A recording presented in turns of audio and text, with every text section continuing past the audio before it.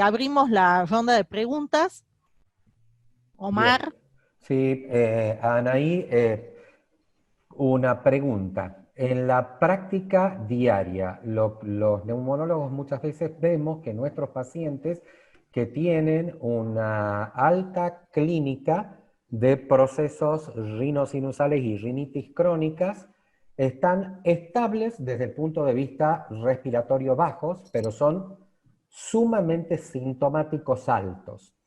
Y, digamos, la pregunta en la práctica de todos los días es fácil cuando yo veo que este tiene pólipos de solo verle, pero no cuando nosotros hacemos el interrogatorio y cuenta todo lo que padece por el procedimiento alto. ¿Qué es lo que tenemos que pedir los neumonólogos inicialmente para una buena tipificación de este paciente y una posterior derivación hacia el especialista que nos dé una mano en el tratamiento? Sin lugar a dudas, lo que uno ve frecuentemente, claro, yo estoy sentado del otro lado de los neumonólogos, es que están muy bien tratados del asma los pacientes que presentan todos esos síntomas, o que presentan síntomas de moderados a severos en vía aérea superior. Eso es como una apreciación que uno siempre tiene que tener en cuenta. El paciente que tiene síntoma en vía aérea superior, seguramente hay que hacer un buen interrogatorio, una buena historia clínica para definir si ese paciente tiene una rinitis crónica nada más, una rinitis alérgica o una rinosinusitis con o sin poliposis nasal. Si esto además está acompañado por otras comorbilidades como pueden ser las conjuntivitis, las rinitis alérgicas generalmente están acompañadas de conjuntivitis alérgica, generalmente el paciente tiene síntomas a niveles oculares, se levanta a la mañana, bueno, tiene todos los síntomas de la rinitis alérgica y además le pican los ojos, lagrimeo. Una vez que nosotros vemos, valoramos clínicamente, la idea es comenzar a saber si este paciente tiene síntomas episódicos que coinciden con la estacionalidad o si tienen síntomas persistentes durante todo el año, y eso hace que uno pueda definir si estamos en presencia de una rinitis crónica o una rinitis alérgica estacional o una rinitis alérgica perenne. Pero a medida lo que uno tiene que prestar atención, que esto pasa generalmente, esto que estoy contando, en un paciente adulto joven, sí, asmático, pero en un paciente adulto mayor, ¿sí? Sobre todo cuando el asma ha sido un asma de comienzo tardío, es que esos síntomas también pueden corresponder a alteraciones a nivel nasal y el paciente ya presenta rinosinusitis crónica con o sin poliposis nasal. Entonces, ahí hice dos definiciones más, un poco más generalizadas, y ahí la interconsulta para mí tiene que ser paralela, o el neumonólogo puede pedir un prick test y una consulta con el alergólogo para hacer diagnóstico de rinitis alérgica o no, y una consulta paralela con el otorrino para que haga una endoscopía, y por supuesto que el neumonólogo puede pedir una tomografía de senos paranasales, una imagenología, que es el patrón de oro para saber si estamos en presencia de una rinosinusitis crónica con poliposis nasal. Porque la verdad que uno en el consultorio o en mi experiencia personal, lo que uno ve es que están muy bien tratados del asma, pero las comorbilidades a nivel de vía aérea superior, realmente el paciente todavía tiene síntomas, tiene exacerbación. No sé si contesté la pregunta. Obviamente todo esto tiene que ser multidisciplinario. La atención primaria, el pediatra, el clínico, el neumonólogo, el alergólogo y el otorrino tienen que trabajar conjuntamente. Hay otras comorbilidades, pero de la vía aérea superior, rinosinusal serían estas. Perfecto. Contestada la pregunta, Perdón, Omar. y otra cuestión que quiero sobre lo mismo. Lo que uno ve habitualmente en los pacientes jóvenes es esto. Y lo que hacemos habitualmente los neumonólogos es darle un corticoide inhalado que el paciente lo comienza a utilizar. El paciente con el corticoide inhalado mejora y ahí viene la pregunta. ¿Cuánto? Porque vemos que cuando le sacamos el corticoide inhalado no exacerba su asma, que lo sigue controlando, pero volvemos con una gran cantidad de síntomas de la vía aérea, estando de este lado. En realidad, lo que pasa es que nosotros estamos acostumbrados a hacer buen diagnóstico de asma, de ver la severidad, de ver los desencadenantes, si son exacerbadores, como dijo Anita, o no son exacerbadores, y ahí recién elegimos el tratamiento, hacemos la propuesta del tratamiento, hacemos el seguimiento y vamos para adelante. Sin embargo, en la vía aérea superior, como vos dijiste, le damos un corticoide y bueno, mejora, pero no hacemos diagnóstico. Entonces, así como hacemos diagnóstico en vía aérea inferior, tenemos que hacer diagnóstico de la vía aérea superior. Tenemos que saber si esa rinitis es alérgica, porque hay la rinitis alérgica bien, con un buen diagnóstico etiológico, con prick test que avalen la presencia del alergeno desencadenante. Realmente es la mejoría que tiene el paciente y la disminución de la carga hacia el asma, de la severidad o del compromiso o del uso de corticoides, también a nivel de vía aérea inferior es importante. Yo creo que el diagnóstico de saber de qué patología de vía aérea superior estamos hablando es fundamental. Y para mí tiene que ser paralelo, tenemos que trabajar conjuntamente, neumonólogos, alergólogos, pediatras, en el caso de los niños, porque la rinitis alérgica tiene, desde el punto de vista de la impronta en el compromiso de la vía aérea, es tan importante como de los síntomas de la rinitis alérgica son tan importantes como los síntomas de asma. Yo, en base a lo que decía Omar, yo quería casualmente preguntar eso. ¿Cuánto tiempo, rinitis alérgica, inmunoterapia y corticoides inhalados, ¿sí? Nasales? ¿Cuánto tiempo das? Y al rinítico no alérgico, ¿qué le das de tratamiento? Bueno, una vez hecho el diagnóstico, si estoy de este lado, si es rinitis alérgica, identifico el alergeno, se puede dar corticoides tópicos nasales. Ahora en la Argentina, en otros lados no lo sé, hay presentación de corticoides más antihistamínicos tópicos y que eso en la estacionalidad es muy importante. Usar un corticoide tópico más un antihistamínico tópico es bastante importante y en el caso de la rinitis alérgica hacer el tratamiento de inmunoterapia siempre y cuando. Yo soy una defensora de la inmunoterapia, si es solo si sabemos bien cuál es el alergeno. Cuanto más identifiquemos el alergeno, la respuesta al tratamiento de inmunoterapia va a ser la adecuada. Un pool de alergenos sin diagnóstico preciso seguramente no vamos a tener éxito. Y seguramente vamos a desperdiciar una herramienta terapéutica importante en la rinitis alérgica. Eso con respecto, Anita, a la rinitis alérgica. El tiempo del corticoide tópico va a depender mucho de los síntomas. En primer momento le vamos a dar 3 meses. 1 mes, valoramos, porque el paciente con rinitis también tiene que tener un seguimiento igual que el paciente con asma. Entonces al mes hacemos el seguimiento y se puede dar 3 meses. Y ahí va a depender de los síntomas. Y en el caso de una rinitis no alérgica, bueno, también, y que vaya junto con el asma, hay que fenotipificar. Estamos de la misma manera que con el asma. Fenotipificamos si este paciente es alérgico o no es alérgico y el tratamiento será con corticoides inhalados tópicos.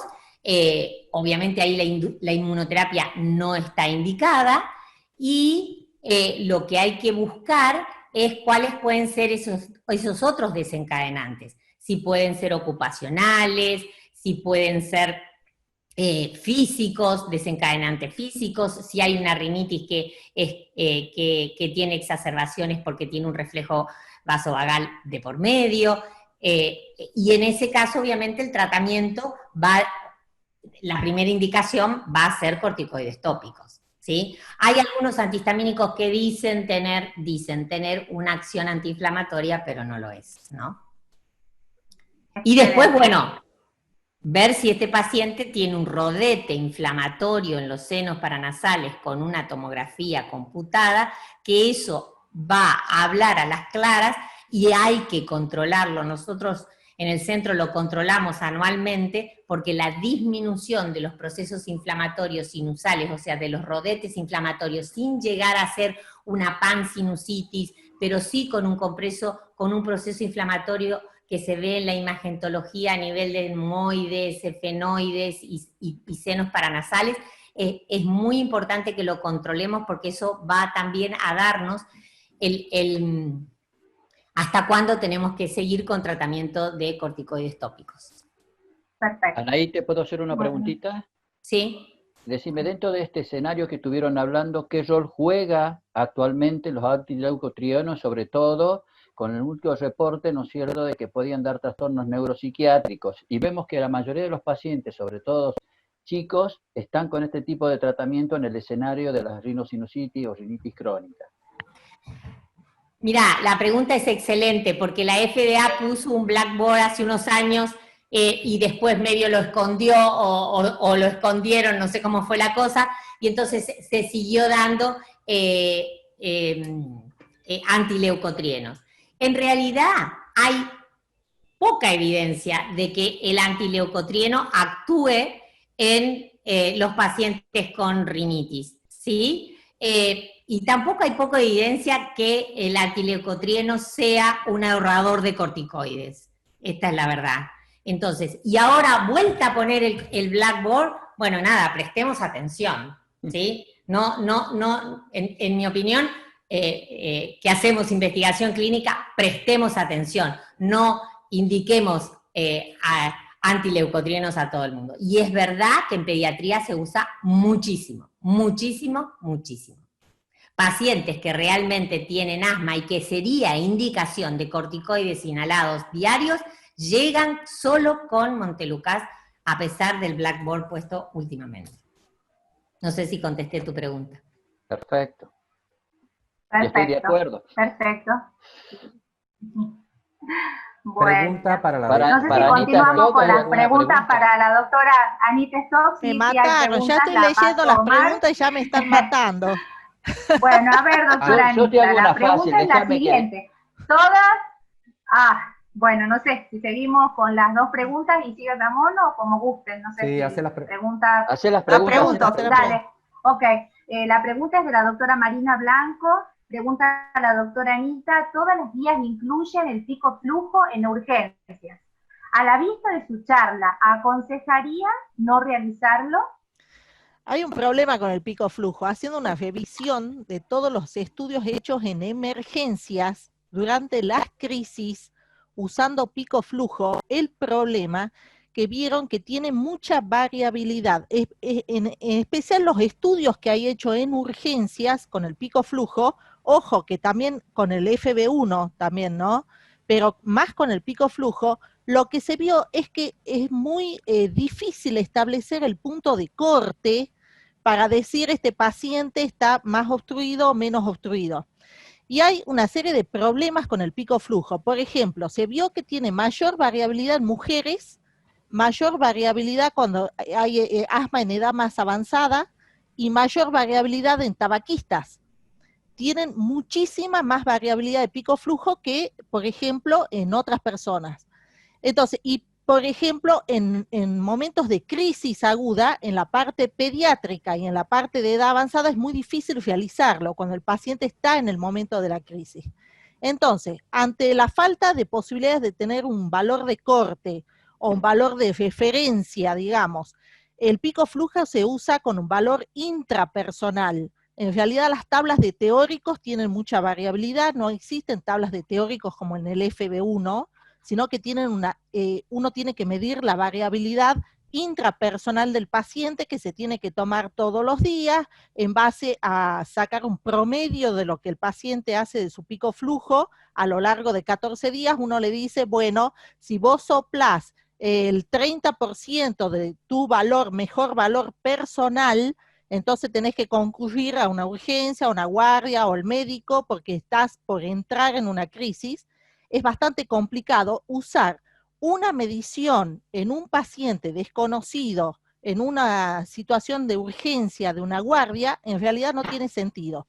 Además, lo que se vio, que no tiene relación ni con la inflamación, ni con el grado de obstrucción. No solamente eso, sino que subestima el grado de obstrucción del paciente.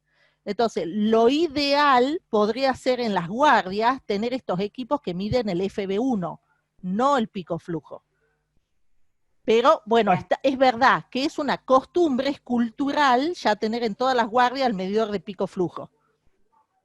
Pero en realidad no hay ningún trabajo que lo avale.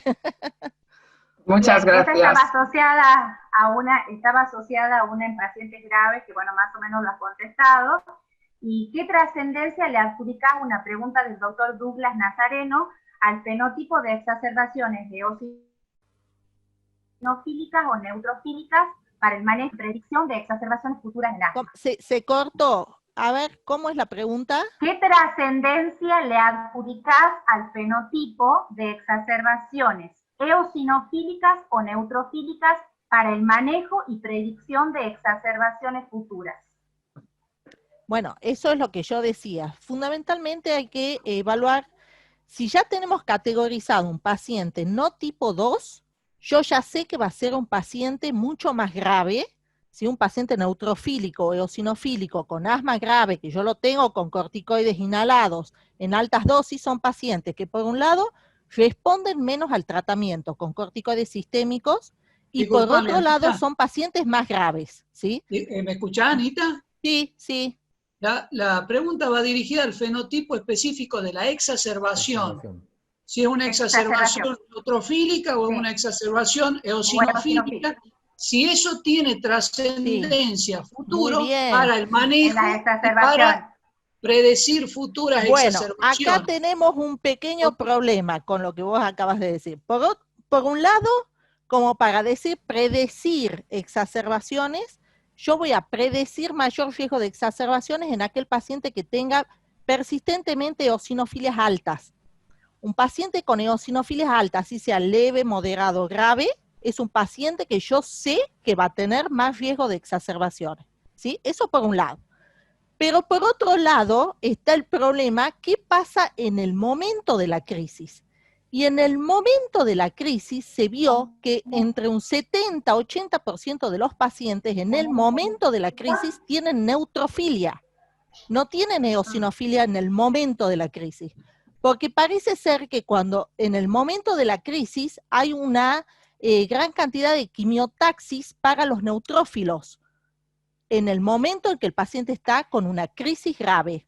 O sea que en el momento de la crisis, aparentemente los pacientes tienen más neutrofilia que eosinofilia. Si yo le estoy tomando en ese momento, voy a tener más pacientes con neutrofilia que eosinofilia. Pero ahora, para predecir cuál va a ser mi paciente al que yo tengo que fijarme más y tener más cuidado porque sé que puede ser que tenga más exacerbaciones, a pesar que esté con tratamiento, es aquel paciente que yo lo vengo controlando y que tiene en forma persistente eosinofilias más de 300. Yo les diré más de 400. O sea que vos no le adjudicás ningún valor al tipo o al fenotipo de exacerbaciones que tenga. En el momento de la exacerbación, no. Claro, no. O sea, inclusive depende el tipo de exacerbación al desencadenante. O sea, si es un desencadenante infeccioso o es un alergeno eventualmente, ¿no? Pero Anita, si es un alergeno, si es un alergeno, el responsable, ¿sí? Por ejemplo, qué sé yo, el alergeno del epitelio del gato realmente produce una liberación de eosinófilos y produce exacerbaciones graves, aunque parezca mentira, ¿no? Y realmente, mi pregunta es porque no lo sé, ¿no? En ese paciente que es un asma alérgica, donde el alergeno tiene una fuerza inmunológica importante, ahí también durante la crisis están presentes los neutrófilos y no los eosinófilos. No lo sé. El estudio lo que mostró, en ese estudio fue una cohorte muy grande que estudiaron pacientes en emergencias en Estados Unidos, y lo que vieron es que la célula predominante durante la crisis era el neutrófilo, durante la crisis. Eso no quiere decir que... independientemente de la crisis. Yo creo que acá, para fenotipificar este tipo de pacientes, como yo les ponía los cuadritos, vamos a tener que ir viendo varias cosas, no solamente cuál es el factor desencadenante, porque estamos acostumbrados a decir, bueno, estos pacientes exacerban más porque están más expuestos a alergenos, o exacerban más porque están más expuestos a virosis, y no es tan así, no es tan así. Yo creo que exacerban más yo estoy hablando del paciente, el fenotipo exacerbador, a pesar de que esté con tratamiento controlador. Porque ustedes han visto que son pacientes que los tenemos con tratamiento controlador, aún los que están con asma grave y están con biológicos, y hay un grupo de pacientes que aún continúan exacerbando. Que a pesar que lo tenemos con buena adherencia, con buena compliance, que el paciente usa bien la dosis del corticoide inhalado, y a pesar de eso son pacientes más exacerbadores que el resto. A ese tipo de pacientes le tenemos que prestar más atención.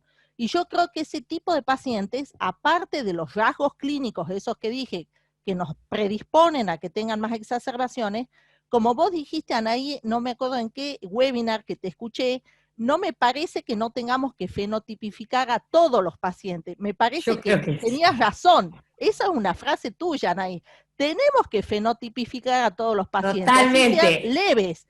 Al leve, no tenemos por qué no pedirle eosinófilos, por ejemplo, en sangre.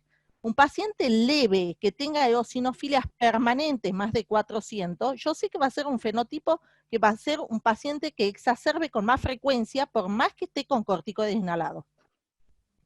Bien, esa era la pregunta que le había hecho Anaí también por escrito, que ya está respondida. Hay otra pregunta para Anaí, para la doctora Anaí. ¿Cada cuánto controlar la IgE en pacientes con inmunoterapia? No, la IgE no es un predictor para evaluar respuesta de inmunoterapia. La IgE total solo nos dice que el paciente es alérgico y se libera por muchas cosas más. Y ahora que sabemos de qué hace la IL-5, la IL-13, la IL-4, no. La IgE no sirve, sabemos que el paciente es alérgico, nada más, no sirve como predictor de nada, y lo que sí hay que hacer es valorar la respuesta a la inmunoterapia con cuestionarios de calidad de vida, con evaluación de cuestionarios de rinitis, con evaluación de síntomas, de score de síntomas, de valoración de disminución del uso de corticoides tópicos, o sea, clínicamente, ¿sí? Pero no pidamos IgE por pedir porque no tiene ninguna justificación. ¿Puedo hacer una pregunta, un par de preguntas a mi socia? Pregunte, ¿Puedo hacerle un par de preguntas? Pregunte. Ustedes van a creer que estaba preparada porque es mi socia, pero no es así. Volviendo a la corte me da miedo. No, volviendo a la corte esa de que vos hablaste, Anita, donde los pacientes durante la crisis tenían neutrofilia, ¿discriminaron si los pacientes eran fumadores o no? Porque el hecho de ser fumador normalmente genera ese tipo. Tenían todos los eosinófilos dentro de los bronquios, chicos. Yo tengo, así puede ser. Yo tengo una pregunta para Anita.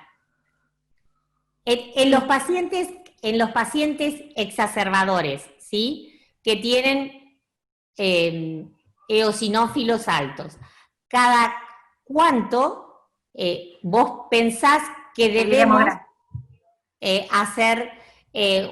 pedir un hemograma? Muy buena pregunta. Bueno, Isabel puede responder mejor que yo, eso, y Marina, pero yo creo que por lo menos tres cortes de valor de eosinófilos en el último año tenemos que tener para evaluarlos. No podemos decir... Es más, es como darle, como para cuando lo fenotipificamos para un biológico. Yo no le puedo fenotipificar para un biológico con una sola medición de eosinófilos. Se considera que por lo menos 3 mediciones en el último año tengo que tener, y yo tendría una medición para decir que tiene eosinofilia realmente persistente el paciente, le haría una medición cada 3 meses en el último año y decir, bueno, este paciente sí tiene eosinofilia en sangre. Recuerden que es muy variable también, ¿no? La medición de eosinófilos, pero realmente los asmáticos graves y los pacientes eosinofílicos graves tienen valores de eosinófilos graves, tienen valores de eosinófilos altos en forma persistente a pesar del corticoide inhalado. ¿Sí? ¿Puedo hacer un comentario? Sí. Bueno, yo ahí voy a discrepar un poco. Yo en realidad determinaría muchas veces los eosinófilos en un paciente agudizador que no los tiene elevados y que que pienso que pueden estar interferidos pues, por tratamiento, por los corticoides y que realmente quiero buscar que tenga un fenotipo eosinofílico. Pero un paciente agudizador, para mí, con que tenga los eosinófilos elevados una vez es suficiente para indicarle un fármaco biológico, porque la indicación la hago no por los eosinófilos, sino por la agudización. Y casi voy, es casi una anécdota, siempre parece que voy de caso en caso, pero a veces las cosas suceden así. Y muy recientemente pues tengo una paciente que va muy mal y que no sabía realmente ya qué hacerle porque ya le había dado pues omalizumab en su tiempo sin mucho criterio y bueno, varias terapéuticas. Y de desesperada me pasé casi una tarde buscando algún eosinófilo en su antecedente y encontré pues hacía 15 años 330 eosinófilos, fue lo máximo que pude encontrar. Y con eso la planteé como algo excepcional para indicarle un biológico de prueba, por favor, porque es que realmente... Y ha respondido maravillosamente. También es un caso aislado, ya lo sé, pero en los que no tienen eosinófilos altos y tienen agudizaciones, yo ahí sí que me voy al valor histórico y lo busco donde sea y le doy importancia. Y creo que se merecen esos pacientes un ensayo terapéutico. Como decíamos por la mañana, la respuesta a estos fármacos es rápida y si no responden, pues hay que retirarlo y ya está. Sí, el problema que tenemos acá, por ejemplo, es los prestadores de salud. Los prestadores de salud nos exigen muchas veces de tener valores históricos altos para poder aceptarnos de pagarles un biológico a los pacientes.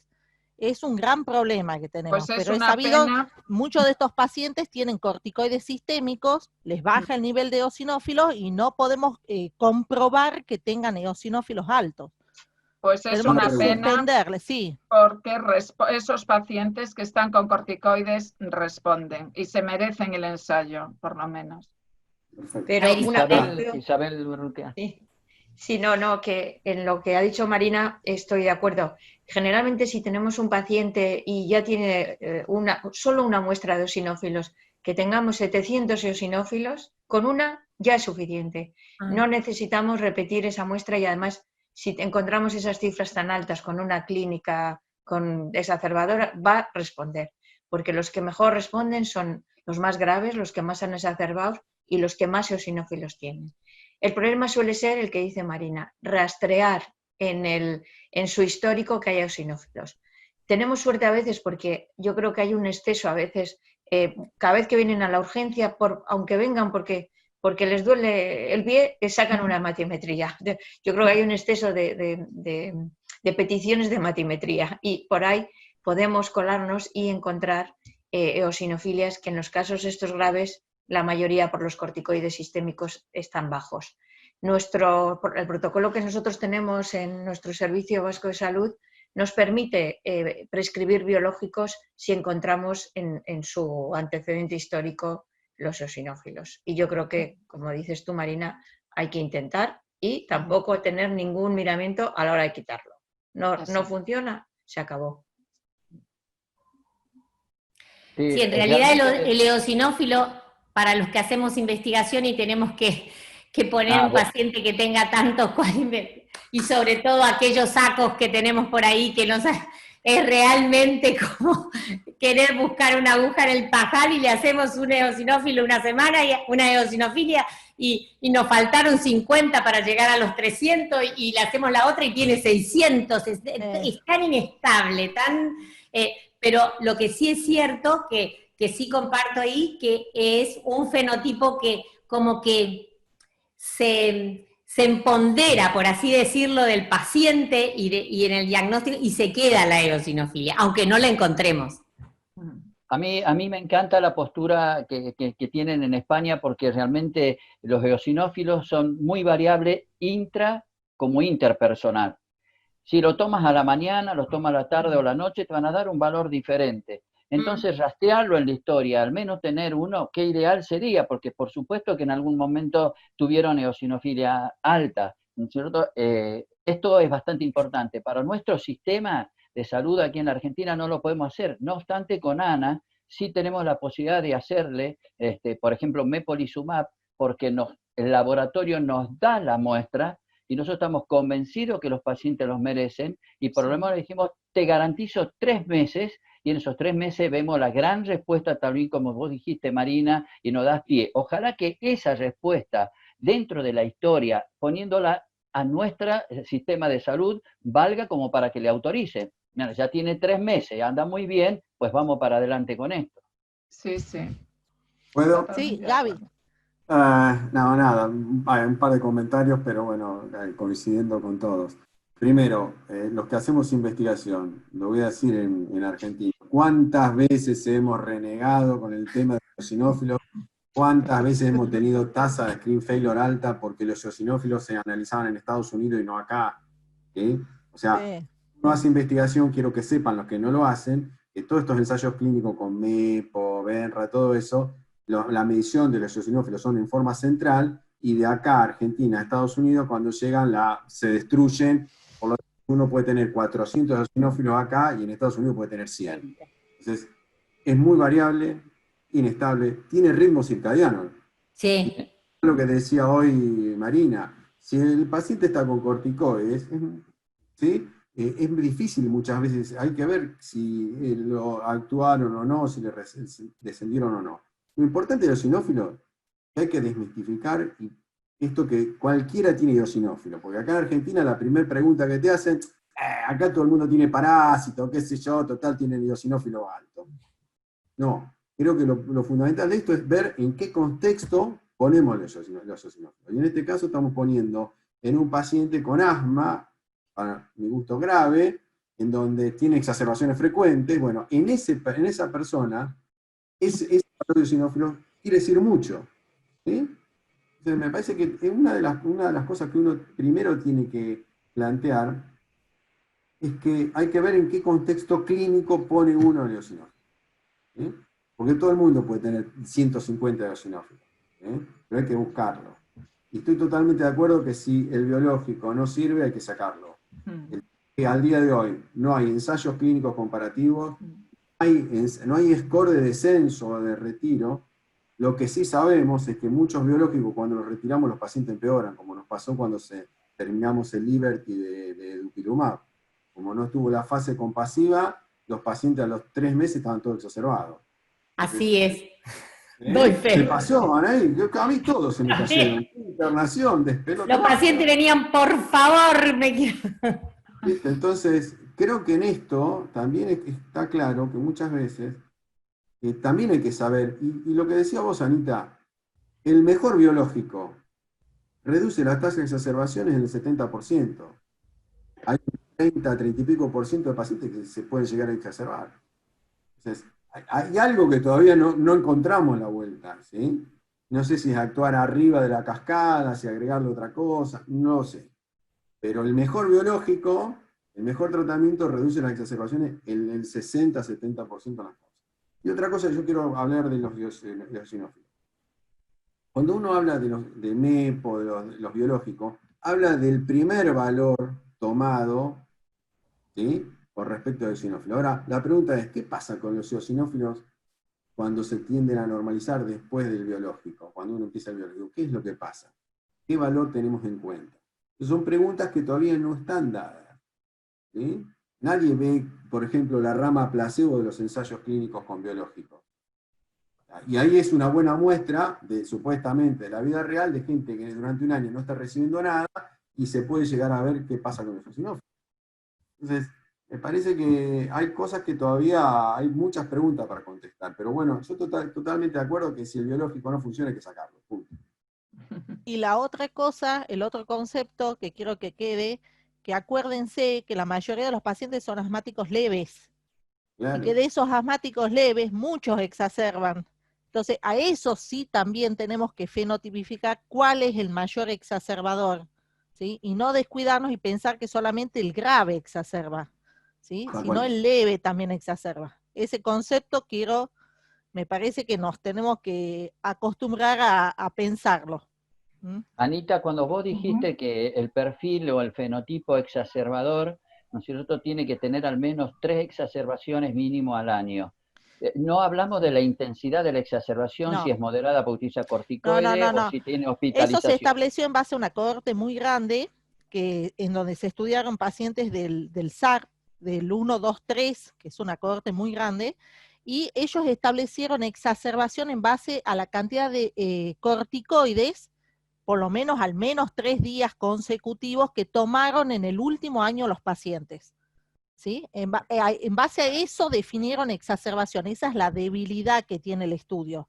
Pero recuerden que en base a la última definición de ATSRS, exacerbación grave se le llama al paciente que ha tenido que tomar corticoides por su exacerbación al menos 3 días consecutivos, o se hospitalizó o concurrió a una emergencia y se hospitalizó debido a la exacerbación. Eso es exacerbación grave. Y exacerbación moderada si tuvo que modificar el tratamiento, por ejemplo, usar más cantidad de salbutamol o medicación de rescate, pero no llegar a usar corticoides sistémicos. Esa es la última definición que hay de exacerbación, ¿sí? Un dato muy importante, sí. Un dato muy importante que uno lo ve en la realidad, en la vida real de la investigación médica, y esto lo tenemos que traducir a nuestra vida de práctica diaria, es que muchos pacientes, de pronto uno tiene la tendencia a instalarle un biológico y no ha evaluado muy bien el comportamiento con la medicación que está utilizando. Nos pasa a nosotros porque cuando entran los pacientes a los estudios, nosotros le garantizamos gratuitamente la medicación de base que tiene que entender, el standard of care que tienen que entender los pacientes. Entonces, como los pacientes tienen todos los días, nosotros controlamos la adherencia y todo eso, de pronto nos encontramos que mejoran mucho antes de cosas, y entonces termina antes de una rama placebo que también tiene un efecto positivo, ¿no? Entonces es muy importante. Nosotros siempre tenemos un mes de gracia donde se le da una medicación que es la dosis más alta de corticoide inhalado que pudiera tener asociado a un LABA, y en ese mes vemos que el paciente ya cambió. Entonces entran los mismos al estudio y vemos que ahora, como están haciendo esa medicación, que se la damos gratuitamente, que tienen un control estricto por parte de los diarios, para ver el cumplimiento, que tiene que ser más del 80%, lo está sacando de la indicación que normalmente en la vida real le hubiéramos dado un biológico. Yo quería decir, respecto al uso de los LAMA en asma, que ayer Fernando Martínez presentó un poco los resultados del CAPTAN. Sí. Y bueno, y se veía, ¿no es cierto?, que con el doble de dosis de furoato, de fluticasona y el umeclidinio, realmente los pacientes disminuían sobre todo las exacerbaciones con el doble de dosis de la fluticasona y mejoraban el control medido con el ACQ7 con el agregado del umeclidinio. O sea que yo creo que está ganando el LAMA, está ganando, digamos, una posición en aquellos pacientes que no están bien, digamos, controlados con el esteroide inhalatorio en dosis alta y con el LABA. yo creo que el agregado del lama ya es un pasito más que se va consolidando. Quería decir eso respecto a la discusión esa anterior que se planteaba. Totalmente, Gustavo. Nosotros participamos con muchos pacientes, creo que Anaí vos también y Gaby también, y nosotros vimos que hubo un cambio radical, y a ver, no tenemos nosotros la información de quiénes recibieron qué es lo que recibieron, pero hubo un cambio y los pacientes ya venían con altas dosis de corticoides más un LABA, y de pronto vemos que cambia radicalmente. Entonces hay que darle importancia a los resultados finales de este estudio del CAPTAIN, porque creo que va a traer una gran indicación, ¿no es cierto?, de la triple terapia. Y hoy por hoy saben de que al grupo D de EPOC se le está dando importancia como rasgo tratable si tienen eosinófilos o no. Es decir, que el día de mañana no tan solo vamos a ver en la tasa de exacerbaciones que tienen por año y el nivel de exacerbaciones que tienen por año y los síntomas, sino que si tienen eosinófilos o no, y probablemente esos son los que van a merecer una triple terapia. Sí, yo creo que los resultados, creo que esos resultados están más o menos claros y más o menos consolidados. Así que, como te digo, me parece que ese pasito intermedio entre el que está con dosis alta de esteroide, LABA, a pasar al biológico, el LAMA intermedio es algo que está cada vez más consolidado, y sobre todo a partir de este estudio. Aparte, este estudio lo bueno que tuvo que comparó todos con el mismo dispositivo. Claro, está bien diseñado, es un estudio bien diseñado y por lo tanto los resultados son fiables, sobre todo por cómo dividieron las ramas y todo. Marina quiere hacer un aporte. Sí, bueno, me alegro de que los resultados sean esos, porque yo cuando se discutió eso en la sesión previa estaba pensando que si los resultados fueran otros, yo no me los creería o no los aplicaría. Ya se ha comentado, sí, lo estaba pensando interiormente, decía yo, salga lo que salga, porque nosotros, bueno, no sé Isabel qué opina, pero yo desde luego no mando a un biológico a ningún paciente sin añadirle un LAMA desde hace muchísimo tiempo. Muy bien. De acuerdo. Muy bien. Totalmente. Ahora, la pregunta que yo tengo a todos. ¿Ustedes saben cuántos ensayos clínicos hay con biológicos en triple terapia, con pacientes con triple terapia? Mire, se los muestro. Cero. Sí. Claro. Cero. Entonces, me parece que se necesitan. Pero sí hay experiencia en vida real de que claro, la mayoría los estamos dando, y eso va unido a lo que ya se comentó de la importancia de ver pacientes. Eso está por encima de Marina, todos los estudios, por encima de todo. Lo que dice Gustavo recién es que si uno ve los criterios de inclusión y exclusión del CAPTAIN, son los mismos que el estudio Liberty. Totalmente. Entonces, hay una zona gris que la investigación tiene que resolver, es que ¿qué será mejor en ese pool de pacientes, si darle LAMA primero y después pasarlo a un biológico o competirlo? Pero si uno ve los criterios de inclusión del CAPTAIN y del Liberty o de cualquiera con dupilumab, ¿cuáles? Están con la misma dosis de corticosteroide y demás. Entonces me parece que hay una zona gris que se tiene que resolver en el próximo tiempo. A mí me pasó lo mismo, la misma sensación que yo estuve también, Ramón, creo que usted también con el de Novartis, con la triple terapia Novartis. Sí. Lo mismo, los pacientes yo creo que en realidad, Gaby, el problema está... Los estudios de biológicos, los estudios que se están haciendo en pacientes con diagnóstico de EPOC y eosinofilia, los pacientes sí entran con triple terapia. Sí, en EPOC. Pero en EPOC. Sí. Claro, en EPOC. Sí. Pero, vuelvo a decir, pacientes en EPOC con eosinofilia sí entran con triple terapia. Pacientes muy difíciles de conseguir. Sin lugar a dudas. Isabel hace como media hora está levantando la mano. Isabel, perdón, Isabel. Bueno, y miren de tantos kilómetros de distancia y no la hora. No nos tenemos que aguantar, además. Nos tenemos que aguantar, ¿no? Es que a lo mejor me estoy cayendo de la silla ya, porque son las 11 de la noche. Ya están de pijamas las chicas. Creo que cada vez me voy cayendo de la silla, por eso no me veis el dedo que levanto la mano. No, bueno, yo no concibo la administración de un biológico sin poner antes un LAMA. Me parece, bien. De acuerdo. Inconcebible. Y de todas formas, en nuestro protocolo no nos admiten poner un biológico si el paciente no tiene dosis altas de corticoide inhalado con su LABA más un LAMA. Y sí que estoy de acuerdo, es que los estudios, hay incluso algunos estudios de biológicos que tienen enfermos con asma moderado, que también son muy llamativos. Que ¿por qué hacen los estudios con asma moderado? O sea que, de acuerdo. Totalmente. Y yo creo que ya igual me voy a despedir, sí. No, ya nos vamos a despedir todos. Vamos a despedir. Esta hora, como no sé el ya horario. damos por finalizada la jornada. Espero que todos la hayan disfrutado. Podemos seguir hablando toda la tarde. Podemos seguir nosotros hasta la noche, pero no, ya damos por finalizada la jornada. No, pues, la verdad que bien. les agradecemos a todos los disertantes, los coordinadores, los patrocinantes, los auspiciantes que tuvimos esta jornada y sobre todo los invitados extranjeros también, los invitados nacionales, Gaby, no está Daniel, a los invitados de nuestro NOA. La verdad que excelente, espero que todos la hayan disfrutado como yo la disfruté de la jornada. Muchísimas gracias por estar y los espero el próximo año ya en Tucumán.